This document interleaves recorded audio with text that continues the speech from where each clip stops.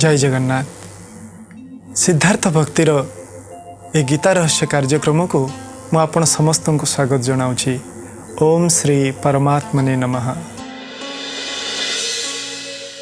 गीता रहस्यर आउ एक अध्याय को मुझे समस्त को स्वागत जनाऊँगी।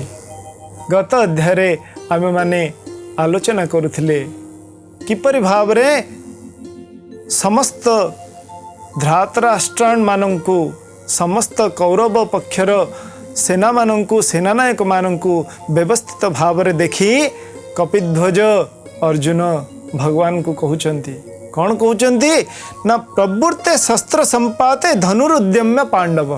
प्रथमे कौन करुचंती धनु को धरुचंती। धनु को सजाड़ी की धरिकी वर्तमान पांडव प्रस्तुत होचंती, अर्जुन प्रस्तुत होचंती। एटी काहींकि ए कथा कहा जाइछि आपण विचार करंतु। एटी बुझिबार अछि पुराना समय रे कौन होतला कौनसी वस्तुर जेतेबेले आवश्यकता पड़ुथिला सेतेबेले लोक माने ताकु धारण करुथिले। से बेले अर्जुन कौन करूचंती धनु को उठौचंती। धनु रखा थिला ताकु उठौचंती, ताकु एथर प्रवृत्त होचंती शस्त्र को धारण करिवा पई व्यग्र होचंती। ए धर्म युद्ध रे प्रवेश करिवा पई धर्म युद्ध बहुत जन धारणा करती जे परवर्ती क्षेत्र में जितेबाला अर्जुन विषाद जुगरे अर्जुन विषाद रे प्रवेश करिसंती ता एक भिन्न कारण को कारण से मोहग्रस्त होइचंती। किंतु समस्ते बहुत जन कहते अर्जुन डरी जाइथिले। अच्छा यही कथारू आपण चिंता करंतु जदि अर्जुन डरी जाइथांते ताहले अस्त्र को धरी धनु को धरी कहीं युद्ध पर प्रस्तुत होते ताहले निश्चित भाव में से कदापि डरी नाहंती। अर्जुन को भली महावीर डरिवार लोक सी नुहंती। आ गोटे कथा होची जेतेबेले देखिए दुर्योधन को देखंतु आमे कहि परिबा जे दुर्योधन डरी जाइथिले। कहीं जेतेबेले युद्ध आसुची सेतेबेले कौन करुचंती या पाखु को विचलित होइकी दौड़ुचंती, ता पाखु को विचलित होइकी दौड़ुचंती, याकू को कथा कहउचंती ताकू को कथा कहउचंती। किंतु एठी अर्जुन को मध्य रे सेही प्रकार कौनसी लक्षण देखा मिलू नाही। एइतुरु आपण माने बुझिबा दरकार जे अर्जुन कदापि युद्ध भूमि को जीवा पूर्वरु भयभीत नथिले, जीवा परे मध्य कौनसी समय रे भयभीत नथिले। जदि भयभीत थांते ताले युद्ध भूमि को जाई थांते कहीं। तेणुक यही प्रकार विचार किछि किछि विचारक माने प्रकट करती, किछि किछि लोक मानक मनरे यही प्रकार भ्रांति अच्छी। तेणुक कहवा बाहुल्य जे अर्जुन कदापि डरी नथिले। आउ एहा तार उदाहरण जे जेतेबेले युद्ध को समस्त प्रस्तुत होचंती धनु को उठे से प्रस्तुत होचंती एथर धर्म युद्ध रे प्रवेश करिवे। जो माने अधर्म रे राज्य को हरण करचंती, अन्याय करुचंती, अत्याचार करुचंती तांको संहार करिवे। प्रथम जो शब्द कहउचंती भगवान को निर्देशात्मक ढंग रे अर्जुन कहउचंती ऋषिकेशं तदा वाक्य मिदमाह महीपते। एठी संजय कहउचंती वर्णना करुचंती जे एई कथा अर्जुन कहिले भगवान श्री कृष्ण को। एक कथा काहा कहउचंती धृतराष्ट्र को कहउचंती। एठी महीपते बोली संबोधन करिचंती। महीपते काहींकी कहिचंती महीपते मध्य एइथिपाई कहउचंती जे एपर्यंत आमे जो कथा पूर्व विचार करुथिले जे महीपते आपण वर्तमान समय रे राजा अछंती, आपणकर अधिकार अछि। वर्तमान समय रे जदि आपण चाहंती ताहले मध्य हे श्रेष्ठ हे महीपते आपण ए युद्ध को रोकी पारंती, आपण ए जो विशेष संहार हवा को जाउची ताकू रोकी पारंती। तेणुकर एठी विशेष संबोधन करुचंती धृतराष्ट्रଙ୍କ ପାଇଁ संजय। तारपर कौन कहउचंती एठू प्रथम रु आरंभ हला अर्जुन वाच। अर्जुन वाच सेनयोर्भयोर्मध्ये रथं स्थापय मेच्युत। हे अच्युत आपण दुई सेनार मध्य रे ए रथ को स्थापन करंतु। एठी व्यासदेवंकर विशेषत्व देखंतु। किछि समय पूर्वरु संबोधन कले अर्जुन को कपिध्वज बोली। सेठी गोटी प्रकार आमे माने विचार करुथिले। एठी कपिध्वज कहवार आउ गोटी अर्थ मध्य अछि। देखंतु कपि जदि बानर नबा ताले बानर स्वभाव रु कोन स्वभाव रु बानर चंचल। सेही प्रकार अर्जुन मन मध्य एठी चंचल होची।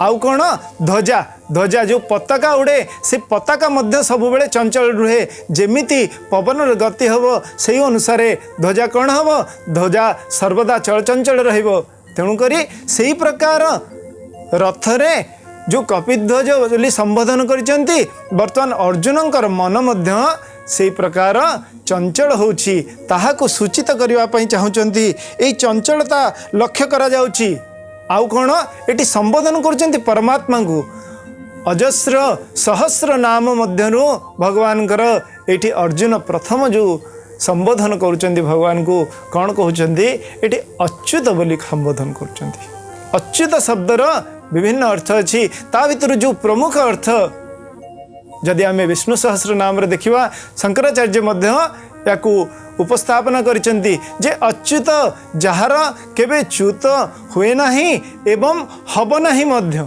अच्छा विचार कले च्युत हुए नाही किए सब बेले स्थिर च्युत हुए नाही ए शब्द तो आम कहि परिबा अनेक समय अनेक महापुरुष मानक पाई मध्य ए प्रकार शब्द प्रयोग करा जाई पारे किंतु च्युत हेब नाही ए प्रकार शब्द कौन समय रे कहा पाई मध्य परमात्मा का छड़ा प्रयोग करवा संभव नुह किंतु अर्जुन ये संबोधन करुचंती परमात्मा को अच्युत बोली एते गुड़िया नाम मध्यरु अच्युत बोली कहीं संबोधन करुचंती तार मध्य गोटे विशेष अर्थ अच्छी एठी अर्जुन परमात्मा को अच्युत बोली संबोधन करुचंती अच्युत जहा कर केवे च्युत हुअंती नाही जे से होचंती अच्युत एठी अर्जुन आउ गोटे कारण अच्छी विपरीत परिस्थिति रे आपण देखंतु समस्ते संग छाड़ी दियंती किंतु परमात्मा एमिति जे कौनसी अवस्था रे मध्य से आमर संग छाड़ती नाही आमठू अलगा हुअंती नाही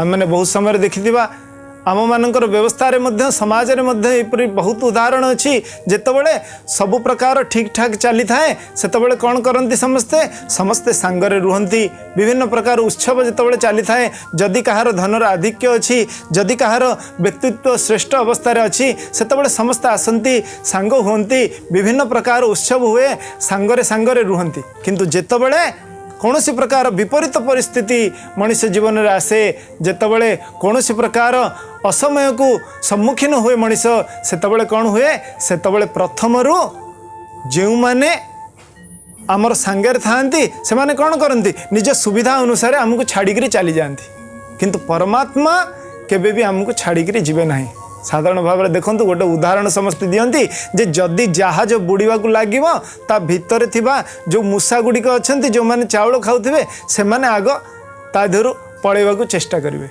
ठीक से हीपरी मनुष्य जीवन रे अवस्था हुए किंतु एकमात्र परमात्मा अच्छंती जे कौनसी प्रकार अवस्था रे मध्य आमको छाड़ती नाही तेणुकरी एठे अर्जुन संबोधन करुचंती जी सदा सर्वदा तांकर पाखेरे अछंती जी कौनसी परिस्थिति रे मध्य च्युत होंत नाही अच्युत बोली अर्जुन संबोधन करुचंती परमात्मा को अच्छा देखंतु वर्तमान जे एई अच्युत शब्द जो अच्छी परवर्ती क्षेत्र रे पुण थरे व्यवहार करचंती अर्जुन केतबेले 18तम अध्यायर 73तम श्लोक जेतबेले सेतबेले सबू गीतार कथा श्रवण करचंती भगवान को मुखरु सेतबेले कहिचंती जे नष्ट मोहा मोर सबू प्रकार मोह दूर होईची नष्ट होईची हे परमात्मा आपणक कृपारु नष्ट मोहा स्मृतिर्लब्ध्वा तत्प्रसादात् मयाच्युत स्फीतोस्मि गत संदेह करिष्ये वचनं तव इटी प्रथम आम कौन विचार करुले जे भगवान को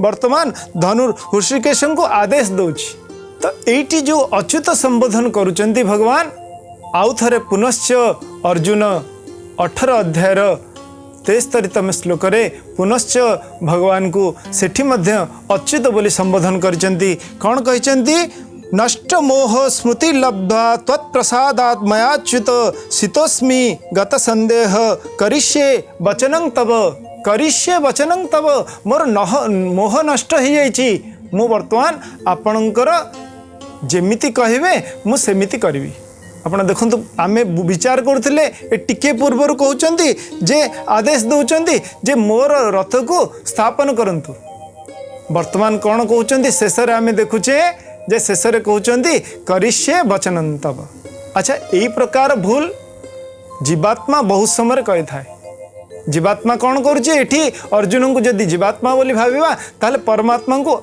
आदेश दौची। बहुत समय कौन करा जाए, बहुत समय आमे मध्य भगवान से कथा को जहाँ निर्देश अच्छी ताकू बुझी पारुनु आ तांको आज्ञा देवाकू तांकर जो विचार अच्छी तार ऊर्ध्वर जाइकी आमर निजस्व विचार को प्रकट करने बहुत समय चेष्टा करूँ। बड़ मान क्षेत्र में भी यहाँ होता है बहुत समय जो मैंने ज्येष्ठ अच्छा श्रेष्ठ अच्छा व्यवहार में आपड़ चिंता करूँ से मैंने जितेबाला कौन कथा विचारपूर्वक आमको कहते कहवाक दि जाए ना, केवल आमर कथा आमे जहाँ चाहूचे से प्रकार उपस्थापना करने को आम सब व्यग्र था। आ कौन करती जो मैंने विज्ञ अच्छा जो मैंने ज्येष्ठ अच्छा से मैंने सेतबले कौन करती से मैंने टिके चुप रहिबाकू सेतबले पसंद करती। से मैंने कहीं चुप रहिबाकू पसंद करती से मैंने भावती जे समय आसिले निश्चित भाव में जितेबाला आवश्यकता पड़ो जितेबाला से समय आसब निश्चित भाव में ये जो विवेक तांकर जागृत हो। तेणुक समय पूर्वर आउ किछि हुए ना। एतबले जितेबाला प्रथम भगवान को कहते आदेश दौरान अर्जुन सेतबले भगवान किछि कही ना सेतबले जेमिति अर्जुन कहते सेमिति नहीं रथ को स्थापित कर देइचंती। वर्तमान जड़े जड़े सेवक भाव रे जड़े सेवक जमती जहाँ आदेश मिलला ताको पालन करती से प्रकार पालन करचंती। किंतु परवर्ती क्षेत्र में से अर्जुन कौन कहते से अर्जुन कहते जे आपण मोर मोह मोर दूरीभूत होइछि नष्ट हो जाइछि मोर मोह वर्तमान करिष्ये वचनम तब आपण जेमती कहिबे मु सेमती करिवि। जेपर्यंत जीवात्मा परमात्मा पाखरे एई भली समर्पण न करिछि से पर्यंत तार वास्तव कल्याण केबोली हबो। जेपर्यंत आमे शरणागत न होइछि से पर्यंत आमर वास्तव कल्याण केबे संभव हबो नाही। तेणुक आध्यात्मिक जीवन में विशेष भाव में ये शरणागति को आमको सब बेले मन रखा पड़ो। आमे बेले बेले कौन करूँ आमे बेले बेले जोठी आमर अधिकार नहीं सेठी तर्कर आश्रय नऊ जोठी आमर आदेशर अधिकार नहीं बड़ छोटर विचार न करी आमे आदेश को प्रदान करने सदा सर्वदा व्यग्र होता थाउ। किंतु आमको ता देहरु निजको विरत करने को पड़ो जेपर्यंत आमे परमात्मा ठारे निजको शरणापन्न न करचे से पर्यंत आमर कल्याण हेब नाही।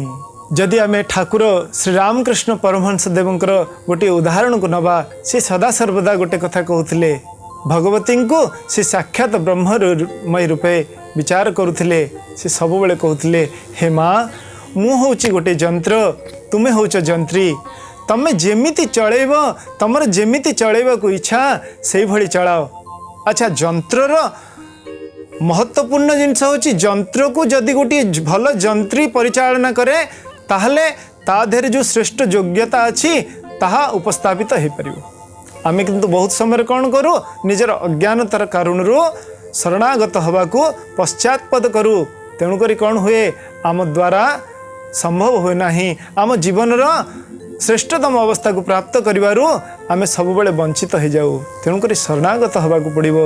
जेमिति परमात्मा इच्छा जेमिति भगवत इच्छा से इच्छा को स्वीकार करने को पड़िबो।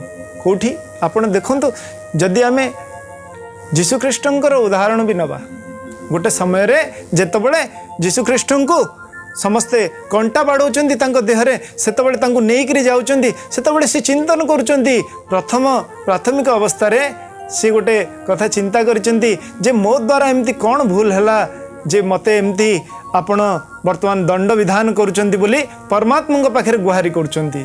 किंतु तार परवर्ती क्षेत्र में स्वीकार करिचंती जे भगवान जेमिति आपण इच्छा करूचंती जेमिति आपणकर इच्छा सेमिति आपण करंतु आपणकर इच्छा रे ही मोर इच्छा जेतबेले आम इच्छा रे परमात्मा इच्छा को आमे सम्मिलित करदेवा जेतबेले जहाँ परमात्मा इच्छा ताकू आमे अक्षर अक्षर पालन करने को चेष्टा करवा सेतबेले निश्चित भाव में आमर विजय सुनिश्चित हो एथिरे कौनसी संदेह नहीं।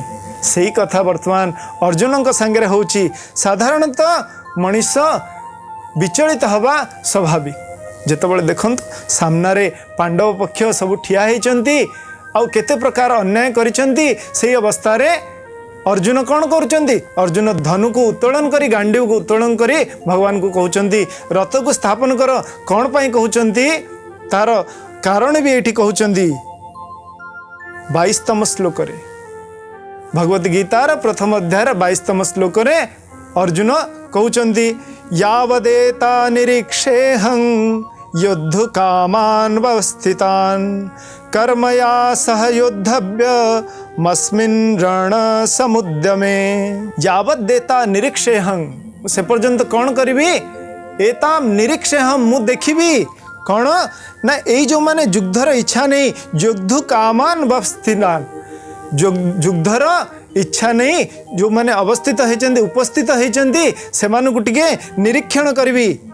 एठी आउ गोटे जो शब्द प्रयोग करुचंदी कर मया सह योद्धव्य मस्मिन् रण समुद्यमे को माने युद्ध करने को मो सहित युद्ध करने को एकाठी होइचंती। एठी अर्जुनंकर टिके अहंकार प्रकाशित होछि।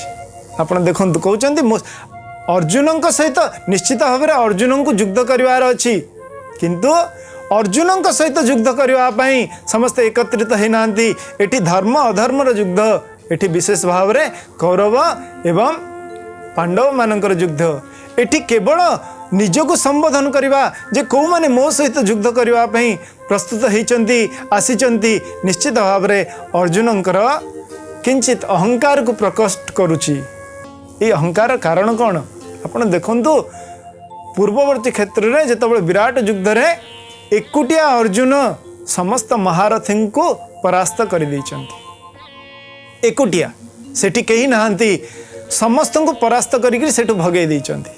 सेठी को माने थिले सेठी ए समस्त जो महारथी माने वर्तमान सामने रे ठिया होइचंती भीष्म मध्य थिले द्रोण मध्य थिले कर्ण मध्य थिले एवं अन्यान्य महारथी माने एवं कौरव पक्षर सैन्य माने मध्य उपस्थित थिले। तेणुक अर्जुन मध्य अर्जुनंकर वीरत्व प्रति कहार कौन संदेह नहीं किंतु परवर्ती क्षेत्र में भगवानकर यही प्रकार अर्जुन मन भितर जो संकुचितता सृष्टि होती तार सर्जरी आवश्यकता अच्छी। आपण चिंता करंतु जदि टिके आमे देखीचे मझिरे मझिरे जदि कौन प्रकार किसी एंटीबॉडी आम शरीर में कौन प्रकार रही परवर्ती क्षेत्र में बहुत समय कौन हुए ताहा गोटे भीषण रोग परिणत होवार संभावना थाए। तेणुक और चाहूँगी जे यांक भितर ये जो टिके अशुद्धि अच्छी ताहा मध्य न रहू। तेणुक जड़े चिकित्सक भली परवर्ती क्षेत्र में अर्जुन को विभिन्न उपाय से उपदेश प्रदान करिसेंती जेमिति भाव में कौन प्रकार अशुद्धता अर्जुन भितर न रहू। सब प्रकार मोहजनित अहंकार जनित कौन प्रकार अशुद्धता न रहू। तेणुक भगवान बड़ दयालु ये से कहते जे जितेबाला उपस्थित होती से तार परवर्ती क्षेत्र में कौन होती पुनश्च आम विचार करवा 23तम श्लोक रे कहते योष्यमाना नवक्षेहं य एतत्र समागतः धृतराष्ट्रस्य दुर्बुद्धे युद्धे प्रिय चिकीर्षवः।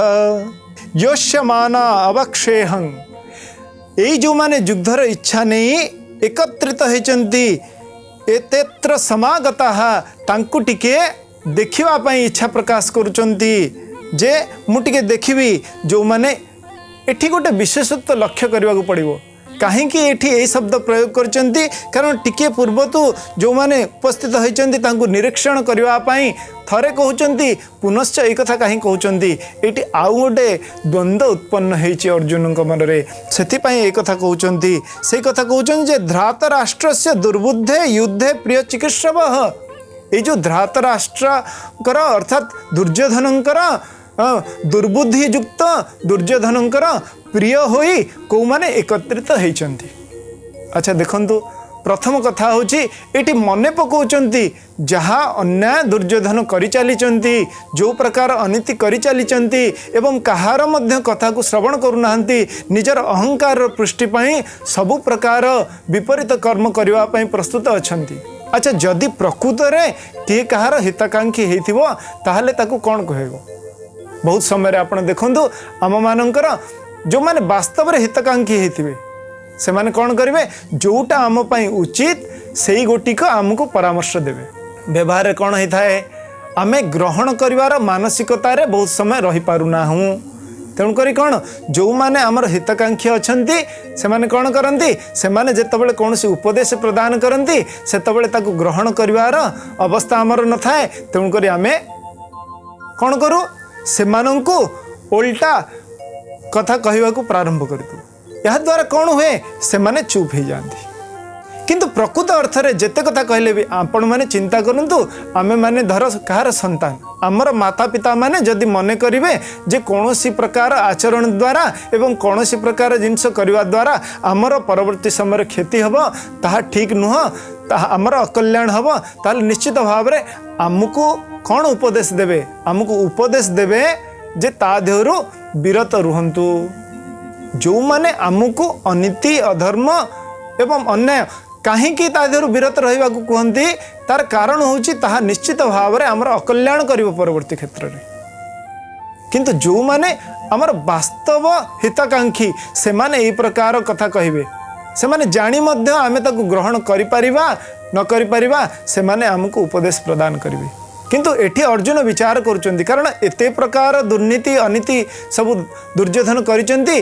अर्जुन कहउचंती आउ गोटे सूत्र अछि एठी जे पूर्व समय जितेबाला युद्धर सब व्यवस्थापना चली युद्ध पाई समस्ते प्रस्तुत होती श्रीकृष्ण निजे दुर्योधन पाखक तो जाइए कौरव मान पाखक जाइए परवर्ती क्षेत्र में जितेबाला युद्ध निश्चित भाव में हम बोली जना पड़गला से अन्य जो राजा मैंने अच्छा अन्य जो पारिपार्श्विक जगार जो राजा मैंने अच्छा जो सम्राट मैंने अच्छा से पाखक व्यक्तिगत भाव में बहुत थर जाइचंती। किंतु बहुत जन निजर व्यक्तिगत स्वार्थ पाई कथा को श्रवण करने राजी ही नांती। आपण देखो जहाँ पाखरे शक्ति थी समस्ते चाहिए जहाँ पाखरे धन थी जहाँ पाखरे अर्थ बल थी जहाँ पाखरे सैन्य बल थी समस्ते ता पाखरे रहिबा उपयुक्त मन करेंगे कारण व्यक्तिगत स्वार्थ को प्राधान्य दियंती।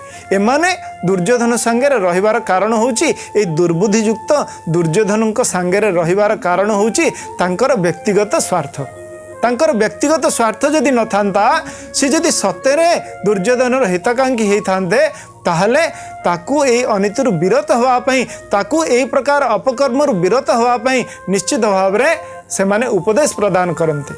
आ गोटे कथा मन रखिबे जे जेते प्रकार उपदेश प्रदान कले मध्य जे खल व्यक्ति से बहुत समय रे आम उपदेश को ग्रहण करिवो नाही सही अवस्था रे आमर कौन करवा उचित सही अवस्था रे तार संग आमको त्याज्य करवा उचित।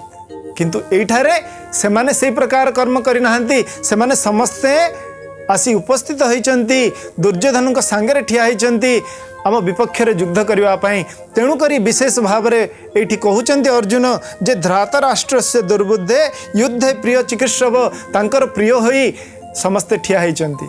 आज तो समय है गीता रहस्यर यही कार्यक्रम को आम एठी सांग करवा पुणी आउ थे देखा आगामी अध्याय रे से पर्यंत विदाय नौछि।